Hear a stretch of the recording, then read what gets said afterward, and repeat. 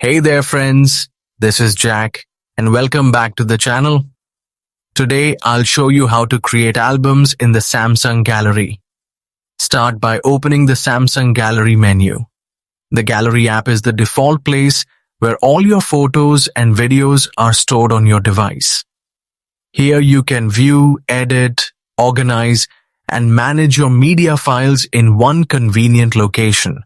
Once the Gallery app opens, off the screen and tap on the Albums option. This section displays all the albums that already exist on your device, such as camera, screenshots, downloads, and other folders created by apps. To create a new album, tap the plus symbol corner of the screen. A small menu will appear with options to create a new album. Select Album, then type a name for your new album. You can give it any name you like, such as Vacation Photos, Family, Work, or anything that helps you organize your pictures. After entering the album name, tap Create or Save. Your new album will instantly appear in the albums list.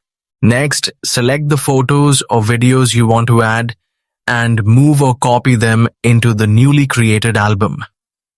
If you found this guide helpful, don't forget to like the video, share it with your friends, and subscribe to the channel for more easy Android tips and useful tech tutorials.